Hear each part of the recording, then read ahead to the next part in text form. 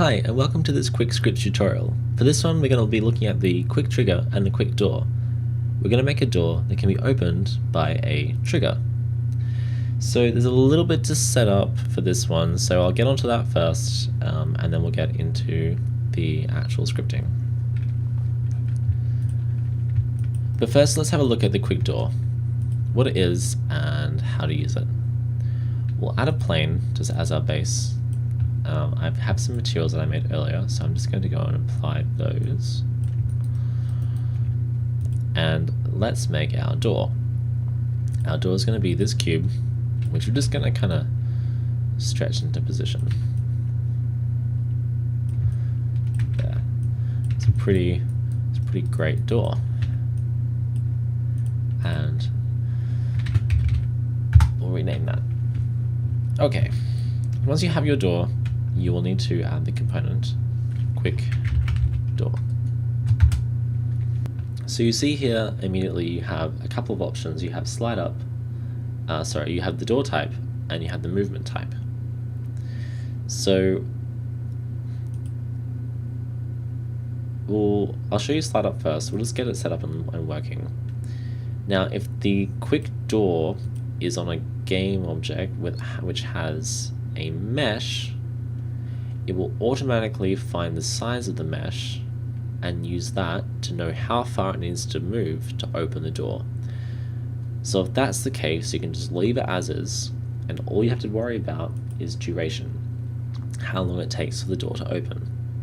If you want to set a custom move distance, for example, if you want a door that only opens halfway, or if your meshes are childed to the object that has the quick door script on it, you can tick this box and you can set your move distance here.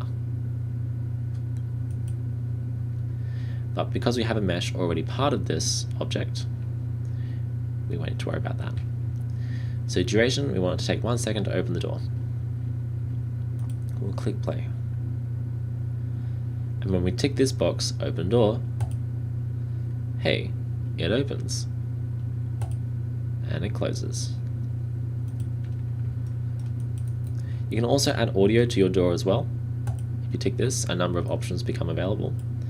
It will require an audio source. I'm going to do something a little bit cheeky, but I recommend you have a central audio controller and have all of your audio sources running off that. But for now, I'm just going to add the audio source to the door. And we'll just link that by dragging this straight into audio source. So you have 4 sounds: the sound that it plays while it's opening, when it's finished opening, while it's closing, and when it's finished closing. Extend sound effects means that if your opening and closing sounds are too short for the duration that it takes for the door to close, you can tick this box and it will loop the sounds automatically until it has finished opening or closing. So to give you a taste of that, I have a couple of temporary sounds here ready to go.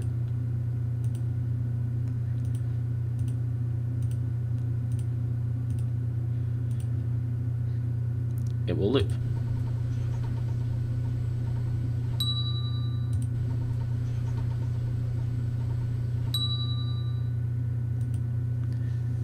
If you want to have a door that runs on a pivot, it will need to go on the door will need to be childed to a pivot point. So for that, we'll create a new empty, and we'll call it door pivot.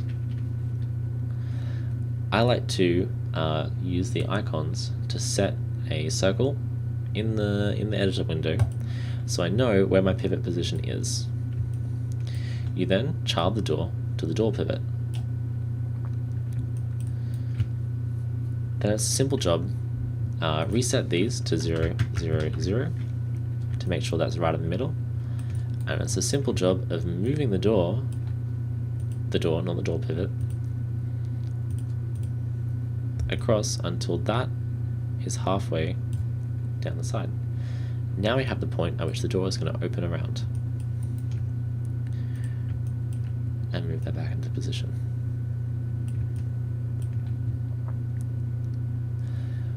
So you'll see that the door pivot might be the parent game object, but the quick door script lives on the door. Then change door type to pivot.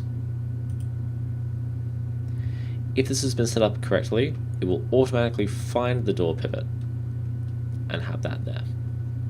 So make sure that's set, otherwise this will be wrong. Now you can choose how much it will rotate on each axis. You'll see here the sliders range from 180 to -179. This is because if you go to -180, the rotation can get a little bit skewed, and sometimes it can end up doing like a 360-degree turn, which you don't want. So the lowest you can go is -179. But we don't want it to open on the x-axis because that will look weird. Let's go for a 90-degree open. Duration, 1 second. And we'll turn audio off because we don't really need that anymore. When we tick open door, well, hey, the door opens and closes.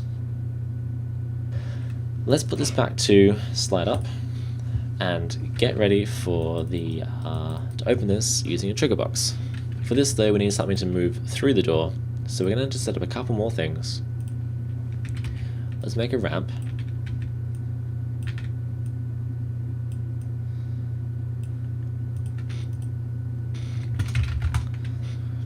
And let's make an object that's going to roll through the door.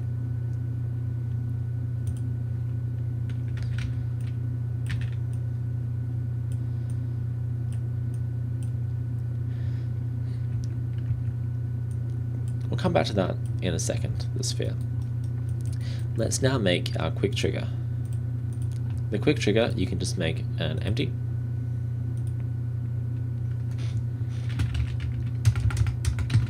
Door trigger. You'll need to add a collider. Make sure it's ticked is trigger. It's recommended you also add a gizmo so that you can see the boundaries of the collider. And if you need to change the boundaries, you can scale it if you want to, because it's just a trigger box. Also though, we recommend using this feature here. You can drag those. But if it's purely just a trigger box, then it doesn't matter so much about those things. And, whoops. Let's reset that. You can just sort of scale it into position.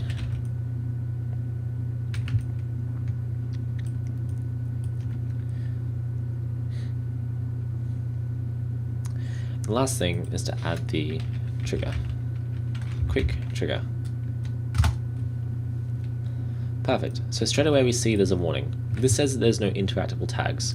So what this means is you need to specify the tags of the objects that can interact with this trigger box. So ignore all of this for now, we'll come back to it. And come down here. Interactable tags. You'll see this says 0, etc, etc. Click edit tags and it opens up a few different extra options. In here you're going to look for the tags that you want. The best way to explain this is to come back to the sphere, because we're going to make the sphere roll into the trigger box, and when it hits this, the door is going to open. When it leaves the trigger box, the door is going to close behind it. So where we start with this is on the sphere, go to its tag and set tag to player. While we're here, we also need to add a rigid body, and that's because in Unity, for trigger enter to work, either the colliding object or the collider itself needs to have a rigid body component. Otherwise, the trigger is not recognized. So one of these needs to have a rigid body. We recommend putting it onto the sphere because that's the one that's doing the actual rolling through the world.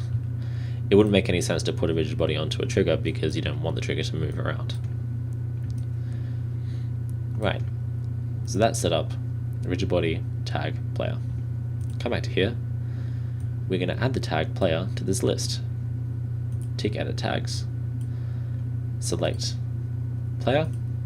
Add tag. You can also use these to remove the tag or remove the last entry in the list if you have a few different tags in there. And if you're done, untick edit tags. It's just to keep the workspace clean. Alright, so here's the big part of it. And as you start to use this more, you'll start to realize how malleable and how powerful the quick trigger is. So on enter, we want the door to open, and on exit, we want the door to close. Click this plus underneath enter. You can drag and drop anything from the hierarchy into this slot. Let's grab the door. So it means when we enter the trigger, we're going to find the door, and then we're going to look for the quick door component. And then under here, you've already got some settings for open and close door. These are for opening it with custom pivot amounts if you want to change it for whatever reason. And other things are also an option here as well. Setting the duration, setting the custom move distance, and you can customize whether or not to have audio on or not using the trigger. All of the quick scripts have their public variables accessible through this method, so you can combine the trigger enter with any of the quick scripts to modify them during runtime.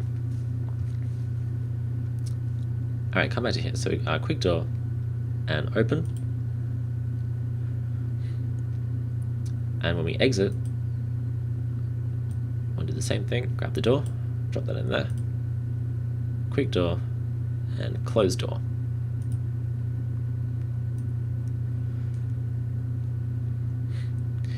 If you were running something on trigger stay, you would use these. I'll show you how that works in a second. But for the time being, this should all be set up to just straight up work.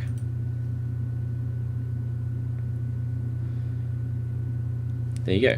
Did you see that? As we rolled in, we opened the door, and as we rolled out, we closed the door. Now, let's set up a different little thing. Let's say the player has to press the E key when they are in front of the door. So we'll get rid of enter. We'll keep exit though, because that's fine. So on trigger stay, add the door, quick door and open door. Down here, you can specify whether or not it requires some sort of input. We're going to require a key input of the E key. Now, key names, as in your keyboard letters, are always lowercase. There's an online Unity API which has all of the key names in there. In case one's not working, you can go and look it up. Under input type, you have on input down, while input down, and on input release. So what that means is on input down is the moment that the player presses the key. It happens while the player is pressing the key, and this means that the player has previously been pressing the key, but the moment they release it, it's going to run this. We don't want that. We just want it to be played once when the key is pressed. So that's on input down. Input combination mode, you have or and. What that means is it can be this, or if you have this, or if you have this. So it could be that, or it could be that, or it could be that.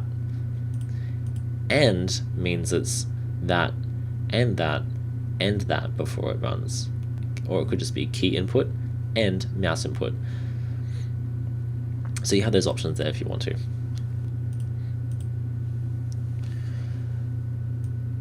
Alright, now remember though, these input requirements only work for trigger stay. So let's check this.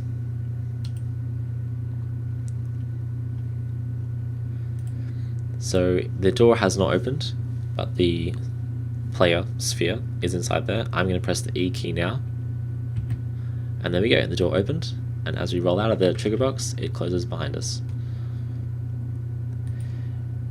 Now this trigger box can be hooked up with anything in your scene, and a lot of stuff has public functions that you can access that Unity has set up for you. Some include things like some basics, for example the directional light. You can go to this game object and you can set active, and that's set to false, which means when it hits the trigger box, it'll turn the light off. There, you just saw the light turn off. And if we want to turn it back on, we would grab the directional light, go to game object, set active, true. So on enter it's false, on exit it's true.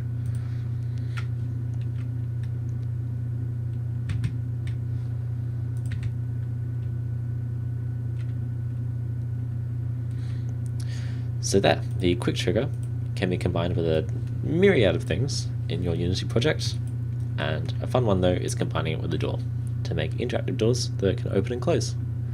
So thanks for watching, and I wish you luck with all of your creations.